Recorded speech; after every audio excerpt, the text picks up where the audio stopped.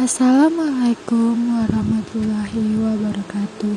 Kami dari kelompok 7 yang beranggotakan Siti Lamita Puspa, Nur Fitria Kurnianti, Wulan Eka Permatasari, Octavius Wisodo, Nafa Firyandillah dari kelas 644A01, mata kuliah Manajemen Bisnis dan Operasional.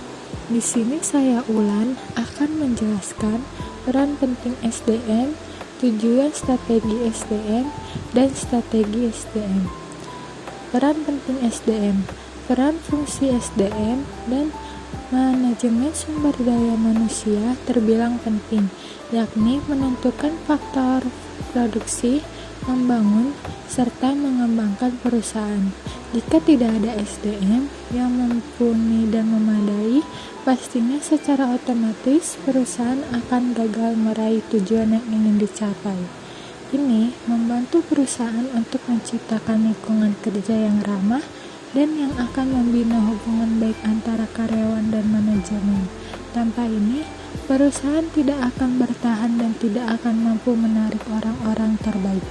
Tujuan strategi SDM. Tujuan utama dari strategi manajemen sumber daya manusia yang dilakukan oleh sebuah organisasi kerja atau perusahaan ialah untuk mencapai apa yang dinamakan produktivitas dan profit atau keuntungan, untuk menghasilkan kemampuan strategis yang dapat memastikan bahwa organisasi memiliki karyawan terampil, bersedia terlibat dan termotivasi dalam rangka mencapai keunggulan kompetitif berkelanjutan.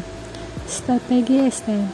Yang pertama, memberikan kesempatan pada setiap karyawan untuk menyalurkan ide dan gagasan pribadi mereka. Yang kedua, memberikan penghargaan reward kepada karyawan yang bertujuan untuk membuat karyawan lainnya agar termotivasi untuk dapat menjadi lebih baik. Yang ketiga, mengadakan program pelatihan bagi karyawan. Perencanaan tenaga kerja. Perencanaan tenaga kerja atau manpower planning adalah proses memperkirakan jumlah optimal orang yang diperlukan untuk menyelesaikan suatu proyek, tugas, atau tujuan dalam waktu tertentu. Perencanaan tenaga kerja mencakup parameter seperti jumlah personil, berbagai jenis keterampilan, jangka waktu, dan lain-lain. Ini adalah proses kesinambungan untuk memastikan bahwa bisnis memiliki sumber daya yang dioptimalkan dengan mempertimbangkan proyek mendatang. Hal ini juga disebut sebagai perencanaan sumber daya manusia. Yang berikutnya ada penetapan standar kinerja. Standar kinerja adalah ukuran tingkat kinerja yang diharapkan tercapai dan dinyatakan dalam suatu pernyataan kuantitatif. Penetapan standar kinerja dapat bersumber dari peraturan undang-undang yang berlaku menurut ketentuan pasal 1 ayat 15. Hubungan kerja adalah hubungan antara pengusaha dengan pekerja atau buruh berdasarkan perjanjian kerja yang mempunyai unsur pekerjaan, upah, dan perintah.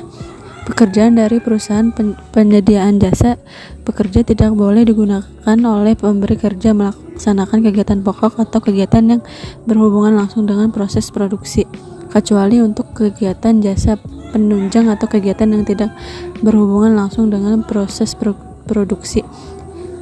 Yang pertama, penetapan standar kinerja hendaknya memperhatikan hal-hal sebagai berikut: identifikasi pelanggan yang jelas, identifikasi stakeholder yang jelas, hasil survei periodik mengenai macam dan mutu pelayanan yang diinginkan pelanggan, telah tersedianya fasilitas informasi pelayanan yang mudah diakses pelanggan, adanya ketetapan mengenai jangka waktu maksimum pelayanan atau situasi normal, dan usaha memperbaiki kemampuan garis depan frontline. Yang kedua, persyaratan kinerja yang baik yaitu dapat dicapai attainable dalam kondisi yang ada, ekonomis, mudah diterapkan atau applicable, terukur, measurable, dan presisi, stabil dalam ukuran waktu yang cukup lama.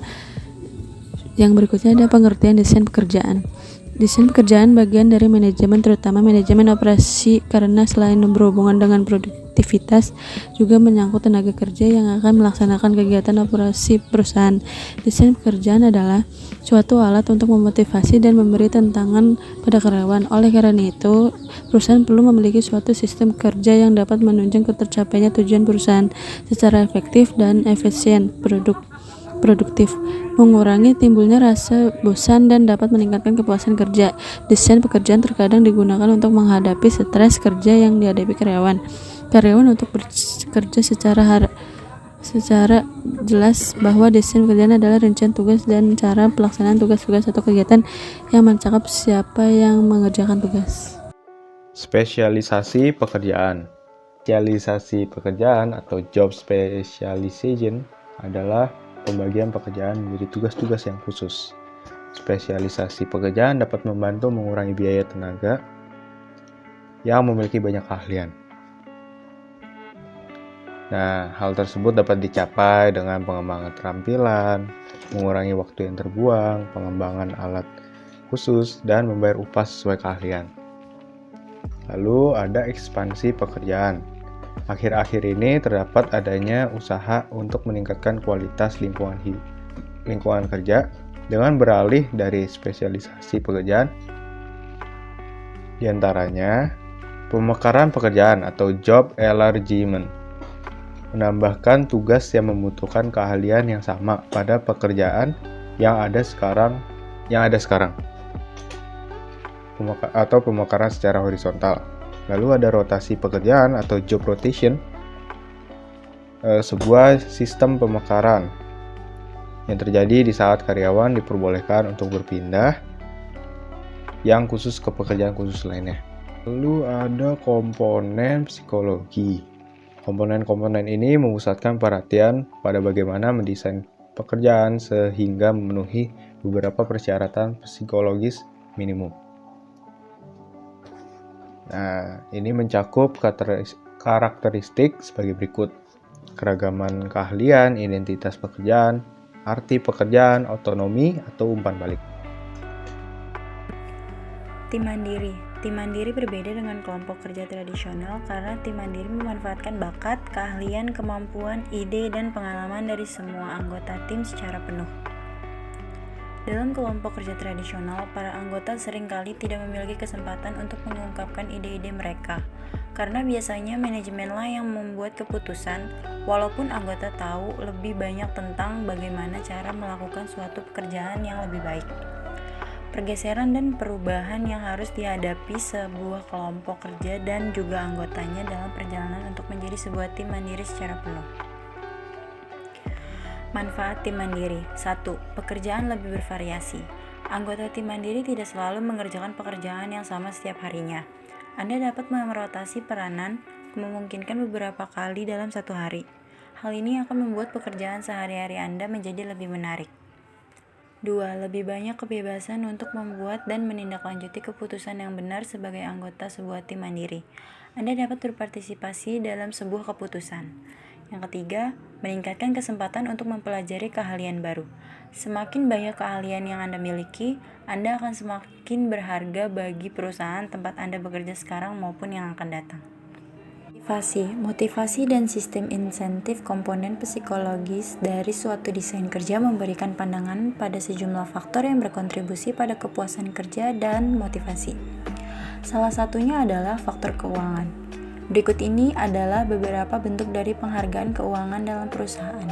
Yang pertama, ada bonus, penghargaan keuangan yang biasanya berbentuk pilihan tunai atau kepemilikan saham. 2. Pembagian laba, memberikan sebagian laba perusahaan untuk dibagikan pada karyawan.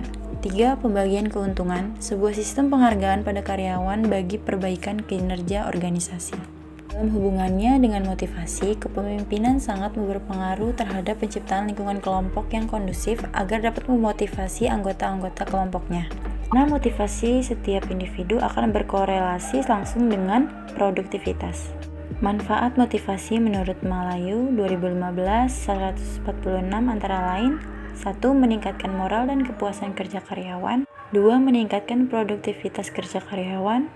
3. Mempertahankan kestabilan karyawan perusahaan dan meningkatkan kedisiplinan karyawan. Yang keempat, mengefektifkan pengadaan karyawan. ergonomi, dan metode kerja. Ergonomi adalah interaksi manusia dengan sistem profesi, prinsip, data, dan metode dalam rangka merancang sistem tersebut agar sesuai dengan kebutuhan, keterbatasan, serta keterampilan manusia. Dengan kata lain, ergonomi merupakan ilmu yang membicarakan desain untuk manusia. Secara sederhana, istilah ini dapat diartikan sebagai sebuah upaya menyesuaikan lingkungan kerja dengan kebutuhan pengguna atau manusianya. Analisis metode kerja adalah mengembangkan prosedur kerja yang aman dan menghasilkan produk bermutu secara efisien. Tempat kerja visual adalah penggunaan beragam teknik komunikasi visual untuk mengkomunikasikan informasi secara cepat bagi sebuah pihak yang berkepentingan. Kanban merupakan sebuah tipe tanda visual yang mengindikasikan kebutuhan produksi yang lebih banyak, sedangkan andon adalah sebuah tanda misal lampu yang bertujuan memanggil orang yang memberi tanda terhadap suatu masalah. Manfaat tempat kerja visual. Yang pertama, meningkatkan produktivitas karena pengaturan tempat kerja yang lebih efisien. Yang kedua, meningkatkan kenyamanan karena tempat kerja selalu bersih dan menjadi luas atau lapang. Yang ketiga, mengurangi bahaya di tempat kerja karena kualitas tempat kerja yang bagus atau baik. Yang keempat, menambah penghematan karena menghilangkan berbagai pemborosan di tempat kerja. Sekian dari kelompok kami, kurang lebihnya mohon maaf. Terima kasih.